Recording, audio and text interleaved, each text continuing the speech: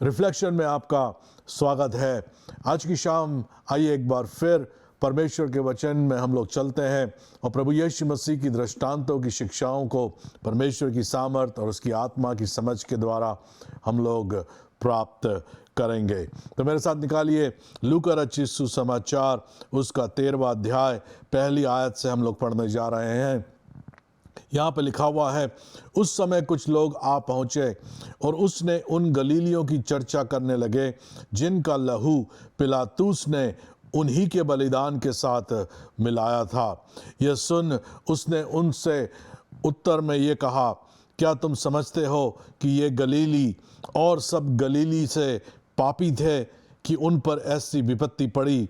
मैं तुमसे कहता हूँ कि नहीं, परंतु यदि तुम मन न फिराओगे तो तुम भी इसी रीति से नाश होगे। या क्या तुम समझते हो कि वे 18 जन जिन पर शिलोह का गुम्बद गिरा और वे दबकर मर गए, यरूशलेम के और सब रहने वालों से अधिक अपराधी थे?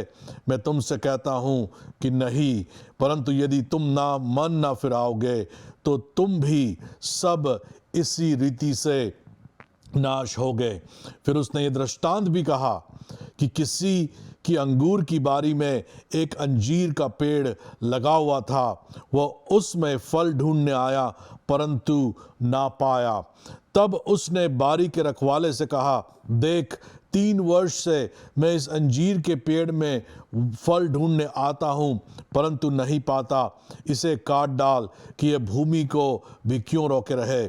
उसने उसको उत्तर दिया कि हे स्वामी, इसे इस वर्ष तो और रहने दे कि मैं इसके चारों ओर खोद कर खाद डालूं, सो आगे को फले तो भला, नहीं तो उसे काट डालना। तो इस दृष्टांत के अंदर प्रभु यीशु मसीह अंजीर के वृक्ष के विषय में बात कर रहे हैं और इस दृष्टांत का सार मैं आपको पहले देना चाहता हूं। ये सार है, यदि तुम मन ना फिराओगे तो तुम नष्ट हो जाओगे। परमेश्वर दयालु है, परमेश्वर कृपालु है, परंतु एक समय आता है जब परमेश्वर इस संसार का न्याय करेगा। अब जब ये दृष्टांत यीशु मसीह कहते हैं तो उससे पहले 2 बातों की घटना यरूशलेम के अंदर घटी थी, उनके विषय में प्रभु यीशु मसीह कहते हैं। पहला, वो लोगों ने आके उसे बताया कि गलीली किस प्रकार से मारे गए थे और जब वो मंदिर में बलिदान चढ़ाने गए थे तो पिलातुस ने उन्हीं का बलिदान चढ़ा दिया था।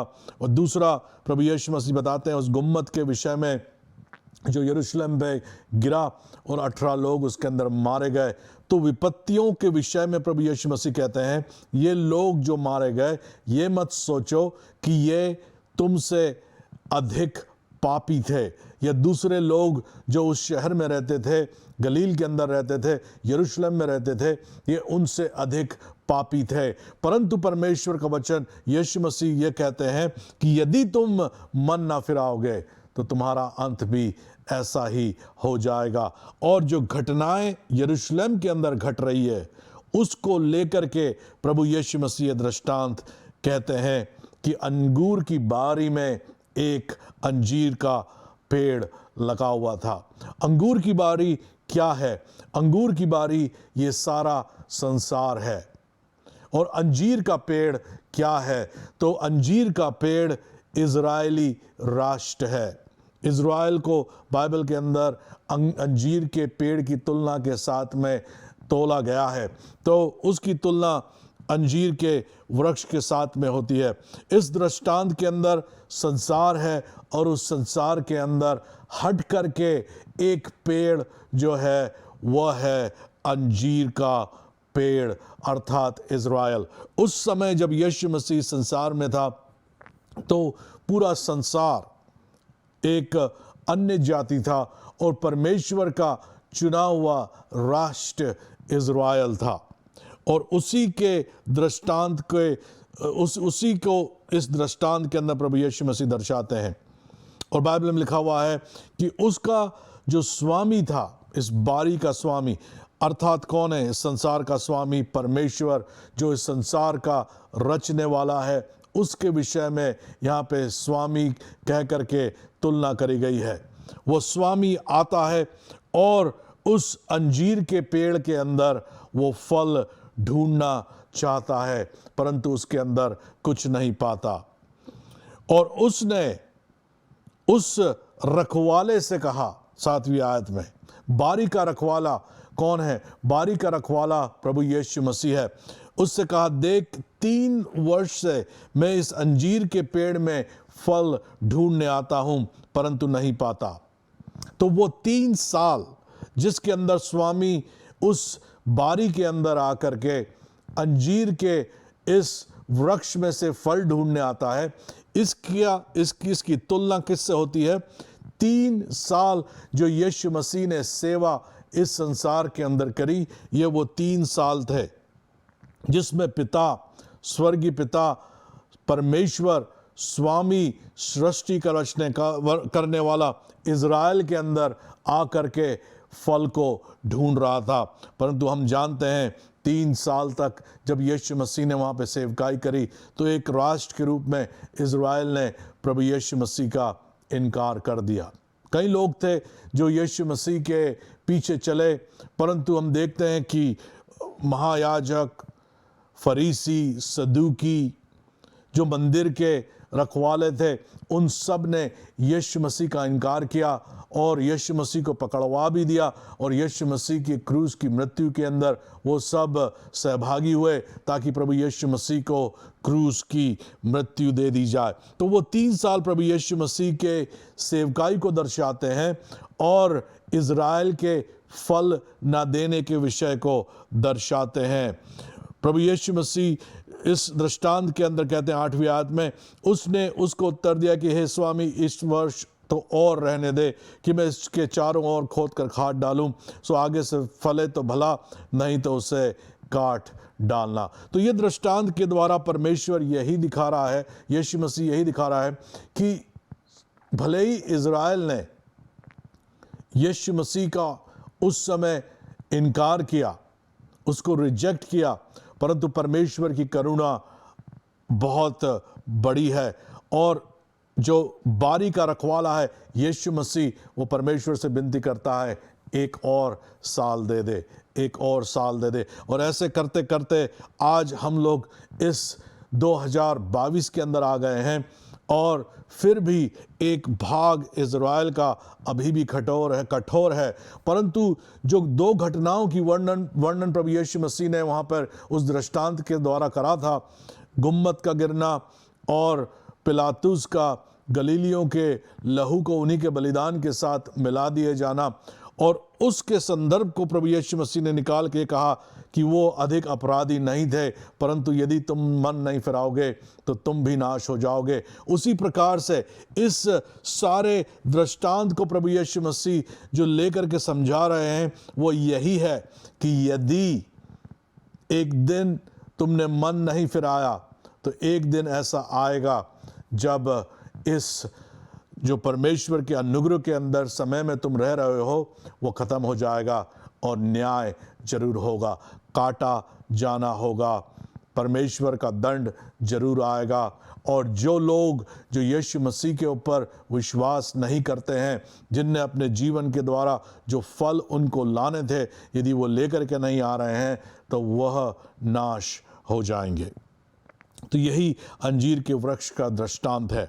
अब हम लोग चलते हैं मत्ती उसके 24वें अध्याय को 32 और 33वीं आयत में। यहाँ पर एक बार फिर प्रभु यीशु मसीह अंजीर के वृक्ष के दृष्टांत को सुनाते हैं। 32 और 33, अंजीर के पेड़ से यह दृष्टांत सीखो, जब उसकी डाली को मल हो जाती है और पत्ते निकलने लगते हैं, तो तुम जान लेते हो कि ग्रीष्म काल निकट है। इसी रीति से जब तुम इन सब बातों को देखो, तो जान लो कि वह निकट है, वरन द्वार ही पर है। तो प्रभु यीशु मसीह ने कहा, अंजीर के वृक्ष को देखो। जैसे तुम संसार के अंदर अंजीर के वृक्षों की पत्ती के आने, पत्ती के जाने से मौसमों को समझते हो, उसी प्रकार से तुम जब अंजीर के वृक्ष को देखोगे, तो संसार के अंदर क्या चल रहा है और यीशु मसीह का दूसरा आगमन, इस संसार का अंत कब होने वाला है, उसको तुम समझ जाओगे। अब ये अंजीर का वृक्ष क्या है? इस दृष्टांत के अंदर हमने देखा था लूका 13वें अध्याय के अंदर अंजीर का वृक्ष इज़राइल है। तो इन दो दृष्टांतों को जब आप कंबाइन करते हो, बाइबल खुद ही अपने आयतों का अनुवाद करती है। तो जब आप इन दो दृष्टांतों को कंपेयर करते हो तो आप इस बात को समझते हो कि यदि तुम इज़राइल को देखोगे, उस अंजीर के वृक्ष को देखोगे, तो तुम समझ जाओगे क्या संसार के अंदर चल रहा है। क्योंकि इन सब, इस बगीचे के अंदर जो बारी है, सब तो अंगूर है, अंगूर के वृक्ष हैं, अंगूर की बारियां हैं, परंतु इस बगीचे के अंदर एक पेड़ है, वह है अंजीर का पेड़। और उसको देख करके तुम संसार के मौसमों को, अर्थात आत्मिक जगत में क्या चल रहा है, परमेश्वर की घड़ी के अनुसार क्या हो रहा है, उसको समझ जाओगे। तो उसके चिन्हों को समझने के लिए आइए हम लोग देखते हैं मत्ती उसकी 24वें अध्याय के अंदर ही देखेंगे पहली आयत से। जब यीशु मंदिर से निकलकर जा रहा था तो उसके चेले उसके मंदिर की रचना उसको मंदिर की रचना दिखाने के लिए उसके पास आए। उसने उससे कहा, क्या तुम ये सब नहीं देखते? मैं तुम से सच कहता हूं, यहां पत्थर पर पत्थर भी ना छूटेगा जो ढहाया ना जाएगा। हम लोग हर साल इज़राइल जाते हैं क्योंकि मुझे इज़राइल बहुत पसंद है। वहाँ का इतिहास, विशेषकर बाइबल की बातें जो हमने पढ़ी है, जो घटनाएं, गांव, शहर जिसके विषय में हमने देखा है, पढ़ा है, उसको हम लोग अपनी आँखों से देख सकते हैं। जब मैं पहली बार इज़राइल गया था तो मैं उस मंदिर की दीवार के पास में गया था, जहाँ पर आज भी कई यहूदी लोग जा कर के अपनी प्रार्थनाएं करते हैं। वो मंदिर की दीवार के सामने प्रार्थना नहीं करते, परंतु उस मंदिर के डायरेक्शन में वो दुआ करते हैं। परंतु वो दीवार जो आज है, वो दीवार आज से 2000 साल पहले नहीं थी, वो एक नई दीवार है। यीशु मसीह ने जो दीवार उस समय थी, उसने कहा था कि एक पत्थर भी वहाँ पे बचेगा नहीं, जिस प्रकार से रखा हुआ है। और आप उस दीवार से थोड़ा सा साइड में जाएंगे तो वहाँ पर आपको दिखेंगे पुराने पत्थर जो ज़मीन पे पड़े हुए हैं। तो उस दिन जब ये चेले प्रभु यीशु मसीह को उस अद्भुत मंदिर की रचना को दिखा रहे थे, प्रभु यीशु मसीह ने भविष्य में देख के कहा, ऐसा दिन आएगा यहाँ पे पत्थर पर पत्थर भी ना छूटेगा जो ढहाया ना जाएगा। और आज भी वहीं दीवार के पास वो बड़े बड़े पत्थर पड़े हुए हैं, उनको वापस जमाया नहीं गया। वो यीशु मसीह के समयों के पत्थर हैं, परंतु जो नई दीवार अभी बनी हुई है वो नई दीवार है, तो वो सब ढा दी गई प्रभु यीशु मसीह की भविष्यवाणी के अनुसार। और जब वो तीसरी आयत, वो जैतून पहाड़ पर बैठ गया तो चेलों ने अलग उसके पास आकर कहा कि हमसे कह कि ये बातें कब होगी और तेरे आने का और जगत के अंत का क्या चिन्ह होगा। अब हम लोग मत्ती 24 में से पढ़ रहे हैं, परंतु मैंने आपको 32 और 33 पहले से ही बता दिया है, क्योंकि यीशु मसीह ने वो दृष्टांत, अंजीर के वृक्ष के दृष्टांत को कहा उस अंजीर के वृक्ष को देखो, उसके सीजन्स को देखो, उससे तुम समझ जाओगे कब गर्मी पड़ रही है, कब ठंड पड़ रही है, कब बरसात होने वाली। वैसे तुम समझ रहे हो, वैसे ही संसार का अंत होगा। यीशु ने चौथी आयत उनको उत्तर दिया, सावधान रहो, कोई तुम्हें भरमाने ना पाए। तो पहला चिन्ह क्या होगा? लोग भरमाने के लिए आएंगे, क्योंकि बहुत से ऐसे होंगे जो मेरे नाम से आकर कहेंगे कि मैं मसीह हूं और बहुतों को भरमाएंगे। आज कई प्रकार के कल्ट आ गए हैं जो कहते तो हैं कि वो मसीह है, क्रिश्चियन हैं, प्रभु यीशु मसीह पे विश्वास करते हैं, परंतु जैसे आप थोड़ा थोड़ा गहराइयों में जाते हैं तो आपको मालूम पड़ता है कि उनने तो सिर्फ यीशु मसीह के नाम को दिखाने के लिए ले लिया है, परंतु उसके पीछे उनका कोई और ही एजेंडा है, उसके पीछे कोई और उनकी डॉक्ट्रिन है जो बाइबल के अनुसार नहीं है। कोई व्यक्ति कहते हैं आके वो बोलेंगे हम तो प्रभु यीशु मसीह के अनुयायी हैं, परंतु वो जब बात आती है प्रभु यीशु की तो वो बोलते हैं कि अरे वो तो यीशु मसीह एक स्वर्गदूत था, वो यीशु मसीह एक मनुष्य था और यीशु मसीह तो वापस आ चुका है। और कोई बोलता है कि पवित्र आत्मा कोई महिला है। ऐसे कई प्रकार के लोग इस संसार के अंदर आ गए हैं भरमाने के लिए, और वो सब एक झूठे मसीह बनकर के इस संसार में आए हैं। तुम लड़ाई, छठी आयत, और लड़ाइयों की चर्चा सुनोगे, देखो घबरा ना जाना, क्योंकि इनका होना अवश्य है, परंतु उस समय अंत ना होगा। क्योंकि जाति पर जाति और राज्य पर राज्य लड़ाई करेंगे, और जगह जगह अकाल पड़ेंगे और भूडोल होंगे, और ये सब बातें पीड़ाओं का आरंभ होगी। और हम लोग देख रहे हैं संसार के अंदर चल रहा है, लड़ाइयाँ चल रही है। पिछले 100 साल के अंदर कितनी लड़ाई इस संसार ने देखी है। 2 महायुद्ध हुए हैं इस संसार में, जो पहले कभी भी नहीं हुए। पहले एक राष्ट्र दूसरे राष्ट्र पे चढ़ता था, परंतु यहाँ पे लिखा हुआ है क्या, राज्य पे राज्य, जाति पे जाति एक दूसरे पे चढ़ाई करेंगे। तो ये जो वर्ल्ड वॉर 1, वर्ल्ड वॉर 2 ये सब हो रही है, वर्ल्ड वॉर 3 की तैयारी चल रही, ये पूरी बातों की, घटनाओं की भविष्यवाणी, ये अंत के समय की भविष्यवाणी जो प्रभु यीशु मसीह कह रहे हैं, इनको देखो, चिन्ह के रूप में देखो, क्योंकि ये अंत के दिन के अंदर चल रहे हैं। 18वीं सदी के अंदर तो ये सब नहीं हुआ, 17वीं सदी में नहीं हुआ, 16वीं सदी में नहीं हुआ। लड़ाइयाँ हुई है, परंतु जैसी मौतें और युद्ध जिस प्रकार से हुए हैं वैसे आज तक कभी नहीं हुआ है। उससे पहले वर्ल्ड वॉर 1 से पहले ऐसा कभी नहीं हुआ है। ये सब बातें पीड़ाओं का आरंभ होगी। तो पीड़ाओं का आरंभ अभी शुरू हो गया है। तब वे क्लेश दिलाने के लिए तुम्हें पकड़वाएंगे और तुम्हें मार डालेंगे, और मेरे नाम के कारण सब जाति के लोग तुमसे बैर रखेंगे। अब यहाँ पे प्रभु यीशु मसीह विश्वासियों के बारे में कह रहा है कि वो तुम्हें पकड़वाएंगे, तुम्हें मारेंगे, तुम्हारे नाम से, यीशु मसीह के नाम से सारी जाति तुम लोगों से बैर रखेंगे। 10वीं आयत, तब बहुतेरे ठोकर खाएंगे और एक दूसरे से बैर रखेंगे। क्या होगा? प्रेम ठंडा हो जाएगा, बैर आपस में हो जाएगी, कटुता बढ़ जाएगी, और बहुत से झूठे भविष्यवक्ता उठ खड़े होंगे और बहुतों को भरमाएंगे। इसलिए हमें बचना है झूठे भविष्यवक्ताओं को। बाइबल कहती है हर आत्माओं को परखो, देखो कि वो परमेश्वर की ओर से है कि नहीं। बहुत जरूरी है। अधर्म के बढ़ने से बहुतों का प्रेम ठंडा हो जाएगा, परंतु जो अंत तक धीरज धरेगा उसी का उद्धार होगा। और राज्य का ये सुसमाचार सारे जगत में प्रचार किया जाएगा कि सब जातियों पर गवाही हो, तब अंत आ जाएगा। तो अंत का चिन्ह, सबसे अल्टीमेट जो चिन्ह होगा वो यही है कि संसार के जगत में, सारे जगत में सुसमाचार का प्रचार किया जाएगा, ताकि सब जातियों पर गवाही हो जाए।